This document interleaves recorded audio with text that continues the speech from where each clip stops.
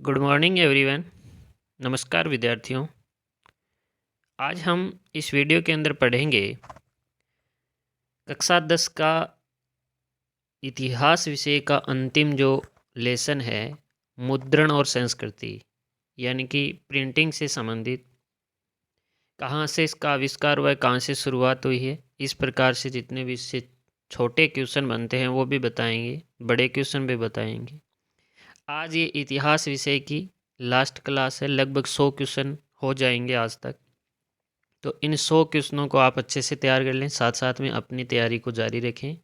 Extra जो कुछ भी पढ़ना है वो भी पढ़ना है। ये कुछ महत्वपूर्ण प्रश्न हैं जो कि आपके लिए मैंने तैयार किए हैं, ठीक है। तो इसके साथ साथ आप अपना भी अध्ययन करते रहें लगातार। इसके बाद में एक क्लास आएगी आपके लिए मानचित्र की, और एक क्लास आएगी आपके लिए प्रोजेक्ट से संबंधित। तो वो हो सकता है 1 या 2 दिन के अंदर आ जाए, नहीं भी आती है तो उसकी टेंशन नहीं लेनी है, 1-2 दिन बाद में आ जाएगी। लेकिन आपके लिए वो दोनों तीनों क्लासें आनी हैं। एक से एक मानचित्र की क्लास आ चुकी है, 2 क्लास या 3 क्लास और मानचित्र की आनी है, एक प्रोजेक्ट फाइल से संबंधित क्लास आनी है। तो इन क्लासों का आप इंतज़ार करें। तब तक के लिए जितना आपको मैटर मिल चुका है, साथ में भूगोल विषय की जो आपकी प्री बोर्ड के अंदर आनी है, भूगोल के 7 लेसन, वो अपने स्तर पर अच्छे से तैयार कर लें। और ये 100 क्वेश्चन भी तैयार कर लें ताकि आप अच्छा अपना प्रिपरेशन कर सकें, ठीक है। तो चलिए स्टार्ट करते हैं आज का वीडियो। पहला प्रश्न है, यूरोप में पहली प्रिंटिंग प्रेस का आविष्कार किसने किया? तो यूरोप के अंदर पहली जो प्रिंटिंग मशीन है उसका आविष्कार किया है योहान गुटेनबर्ग ने, ठीक है। तो ये आपको इम्पोर्टेंट करके ध्यान में रखना है। अगला क्वेश्चन है, कौन सा धर्म सुधारक प्रोटेस्टेंट धर्म सुधार के लिए उत्तरदायी था? तो ये है मार्टिन लूथर। कौन है? मार्टिन लूथर धर्म सुधारक हैं, जो प्रोटेस्टेंट जो धर्म है उसके सुधार के लिए इन्होंने महत्वपूर्ण भूमिका निभाई है। गुटेनबर्ग द्वारा छापी गई पहली पुस्तक कौन सी थी? तो गुटेनबर्ग ने, यानी कि प्रिंटिंग का आविष्कार गुटेनबर्ग ने किया है, और इनके द्वारा पहली पुस्तक है वो कौन सी छापी गई? तो उसका नाम है बाइबिल, ठीक है। अगला क्वेश्चन देखो, पुस्तकों का पेपरबैक संस्करण कब प्रकाशित हुआ? तो पेपरबैक जो प्रकाशित है संस्करण, वो महानंदी की शुरुआत के बाद में हुआ है, ठीक है। अगला क्वेश्चन देखो, इंग्लैंड में फेरी वालों के द्वारा 1 पैसे में बिकने वाली किताबों को क्या कहा जाता था? तो इनको कहा जाता था चेप बुक्स। फेरी वाले जो रेडी वाले होते हैं ना, उनके द्वारा बेची जाने वाली 1 पैसे के अंदर जो पुस्तक बेची जा रही थी उसका नाम है चेप बुक, ठीक है। अगला क्वेश्चन देखो, पढ़ने का कौन सा साधन विशेषकर नारियों के लिए था? तो पढ़ने के लिए नारियों के लिए था पेनी मैगजीन्स, यानी कि छोटी जो मैगजीन हैं, जो आप महिलाएं हैं वो नारियां हैं, काम करते करते जैसे किचन के अंदर भी या फिर कोई और काम कर रही हैं वहाँ पर भी, साथ में वो एक पॉकेट के अंदर रखने वाली छोटी जो आपकी पेनी मैगजीन है वो तैयार की जाती थी, किसके लिए? नारियों के लिए। प्रश्न अगला है कि 1878 का वर्नाक्युलर एक्ट किस तर्ज पर बना हुआ था? तो ये था आयरिश प्रेस कानून, यानी वर्नाकुलर जो एक्ट है वो है किससे संबंधित?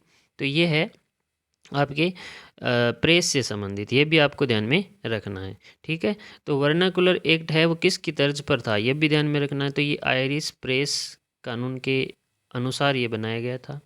जापान की सबसे पुरानी छपी पुस्तक का नाम क्या है? तो जापान की सबसे पुरानी, यानी कि अगर गुटेनबर्ग की पूछे तो बाइबिल हो गई, लेकिन जापान की पूछे तो डायमंड सूत्र है, आपको नाम ध्यान में रखना है, ठीक है। अगला क्वेश्चन देखो, किस देश में मुद्रण की तकनीक से सबसे पहले विकसित हुई? तो मुद्रण की जो तकनीक है वो सबसे पहले कहाँ से शुरुआत होती है? चीन से, ठीक है। तो ये भी ध्यान में रखना है। मुद्रण ईश्वर की दी हुई महानतम देन है, ये वाक्य किसका है? तो ये है मार्टिन लूथर का। मार्टिन लूथर का एक वाक्य है कि मुद्रण है वो ईश्वर की दी हुई एक महानतम देन है हमारे लिए, ठीक है।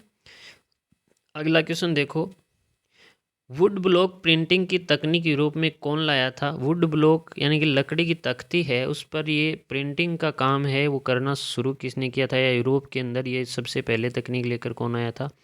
तो वो है मार्को पोलो। ठीक है। वैसे आप ध्यान में रखना, प्रिंटिंग प्रेस का आविष्कार गुटेनबर्ग ने किया था और शुरुआत हुई है चीन से, ये भी ध्यान में रखना है। और पहली पुस्तक जो गुटेनबर्ग द्वारा छापी गई थी वो है बाइबिल। तो इस प्रकार से छोटे छोटे सारे क्वेश्चन ध्यान में रखने हैं। यहाँ पर है वुड ब्लॉक प्रिंटिंग, तो ये है मार्को पोलो।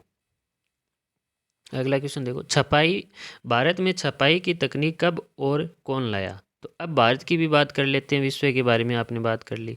तो भारत के अंदर 16वीं शताब्दी में पुर्तगाली, यूरोप से जो पुर्तगाली हमारे देश में आए थे 16वीं शताब्दी में, उन्होंने अपने साथ में ये तकनीक है कौन सी छपाई की, वो भारत के अंदर लेकर आए थे। ठीक है।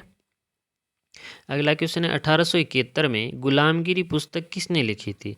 तो गुलामगिरी पुस्तक के राइटर कौन है? ज्योतिबा फुले। और कब लिखी गई? 1871 के अंदर। गुलामगिरी पुस्तक किसकी है?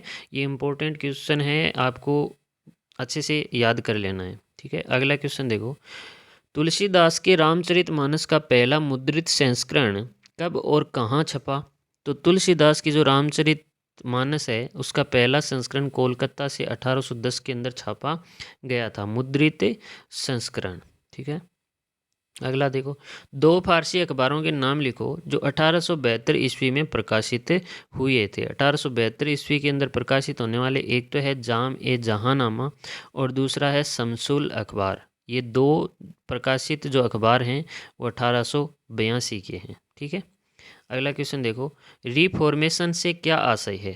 तो रिफॉर्मेशन का मतलब है कैथोलिक जो धर्म सुधारक आंदोलन है। ठीक है। कैथोलिक धर्म सुधारक आंदोलन है, उनको रिफॉर्मेशन के नाम से जाना गया है। ठीक है। आगे देखो,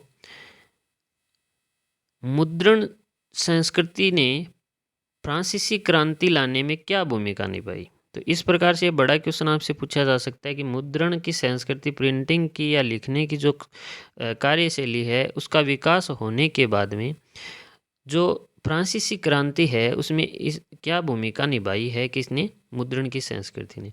तो छपाई के चलते विचारों का प्रसार हो उसका, जैसा कि आपको पता है लिखकर किताबों के अंदर अपने विचार है उनका प्रसार कर सके लोग। उनके लेखन ने परंपरा, अविश्वास और निरंकुशवाद की आलोचना जी भरकर उन्होंने अच्छे से की थी। रीति रिवाजों की वजह से, रीति रिवाजों की जगह है विवेक के शासन पर बल दिया गया, किसमें? इस प्रिंटिंग वाली किताबों के अंदर। चर्च की धार्मिक और राज्य की निरंकुश सत्ता पर हमला किया गया प्रिंटिंग के द्वारा। और छपाई ने वाद विवाद की नई जो संस्कृति है उसको भी जन्म दिया। इस प्रकार से जो फ्रांसीसी क्रांति है उसमें जो मुद्रण है, उस मुद्रण की संस्कृति ने बहुत ही महत्वपूर्ण योगदान दिया है। ठीक है। अब आपको यहाँ से एक चीज़ ध्यान में रखनी होती है कि पांडुलिपियाँ क्या होती हैं और इनका प्रयोग और इनकी सीमाएं क्या होती हैं। तो पांडुलिपि लिपि होती है जो हाथ से लिखी गई पुस्तकें हैं, उन्हीं को क्या कहते हैं? पांडुलिपि। तो ये छोटा प्रश्न भी ध्यान में रखना है कि पांडुलिपि क्या है। हाथों से लिखी गई पुस्तकों को पांडुलिपि कहते हैं। किताबों की बढ़ती मांग पांडुलिपियों से पूरी नहीं होने वाली थी। तो पांडुलिपियों की जो सीमाएं हैं यानी कि कहाँ तक इनका काम या उपयोग हो सकता है, तो किताबों की बढ़ती मांग पांडुलिपियों से पूरी नहीं होने वाली थी। नकल उतारना बेहद खर्चीला था, जैसे कि आप देख देख कर उतारते हो तो बहुत ज़्यादा खर्चा, जैसे कि दिन में बहुत कम आप पन्ने हैं वो छाप सकते हो। समय अधिक लगना, मांग पूरी ना होना, ये बहुत नाजुक होती थी और रख रखाव में लाने के लिए जाने से मुश्किल आती थी और उपरोक्त समस्याओं की वजह से उनका आदान प्रदान भी किया था मुश्किल था। ठीक है। अगला क्वेश्चन देखो, मुद्रण ने किस प्रकार समुदायों और भारत के विभिन्न भागों में रहने वाले लोगों को जोड़ने का कार्य किया था? यानी कि मुद्रण से लोग एक दूसरे से कैसे जुड़े हैं? तो पता है कि विचारों का आदान प्रदान होगा, अभिव्यक्ति के और लिए अनेक प्लेटफॉर्म मिलेंगे। मुद्रण प्रणाली संचार का सबसे सस्ता और सरल साधन भी था और ये भारत के लोगों की समस्या को उजागर करने के लिए भी कार्य कर रहा था। तो इस प्रकार से जो मुद्रण की संस्कृति है उन्होंने लोगों को जोड़ने के लिए अनेक कार्य किए, जैसे धार्मिक पुस्तकें हैं उनका व्यापक समुदायों तक पहुंचाना, भारतीय मूल के अखबार हैं उनको अलग अलग क्षेत्रों तक पहुंचाना, इस प्रकार से लोगों को जोड़ने के लिए इसने कार्य किए हैं। मुद्रण संस्कृति ने भारत में राष्ट्रवाद को बढ़ावा कैसे दिया, ये भी आपको क्वेश्चन ध्यान में रखना है। तो भारत में राष्ट्रवाद को बढ़ावा देने के लिए मुद्रण संस्कृति ने कैसे काम किया है, तो दमन नीति है, उसके बावजूद राष्ट्रवादी जो अखबार हैं वो अलग अलग भागों के अंदर भारत के बढ़ते रहे, फैलते रहे, और उन्होंने औपनिवेशिक कुशासन है उसके बारे में लिखा, लोगों को उजागर किया, जागरूक किया। साथ में पंजाब के क्रांतिकारियों को गिरफ्तार करने पर बाल गंगाधर तिलक ने अपना केसरी समाचार पत्र है वो छापा। तो इस प्रकार से अनेक जो अत्याचार हैं उनके खिलाफ आवाज़ उठाई गई। पंजाब तथा देश के विभिन्न भागों में राष्ट्रीय आंदोलनों का प्रसार किया गया, उन पर बल दिया गया। बाल गंगाधर तिलक को गिरफ्तार करने पर पूरे भारत में इसका विरोध हुआ। तो इस प्रकार से जो मुद्रण की संस्कृति है उसके क्या क्या योगदान भारत में रहे, क्या यूरोप में रहे, कौन सा अखबार जो कब छपा, कौन सी किताब कब छपी, इस प्रकार के छोटे मोटे सारे क्वेश्चन आपको ध्यान में रख लेने हैं। मैं फिर से बता रहा हूँ कि आपके लिए जो मानचित्र की किताब जो क्लास है वो जल्दी ही आने वाली है। साथ में तब तक ये 100 क्वेश्चन पढ़ें, और साथ में आपकी जो ज्योग्राफी के 7 लेसन आपको दिए हुए हैं वो भी पढ़ें। लगभग 20 नवंबर को या 21 को आपका एक परिबोर्ड ले लिया जाएगा, और उसके बाद में उसमें आने वाले जो भी सारे क्वेश्चंस हैं उनका हल इसी यूट्यूब चैनल पर आपको उसी दिन शाम को दे दिया जाएगा। तो उसके लिए आप सभी तैयार रहें। धन्यवाद।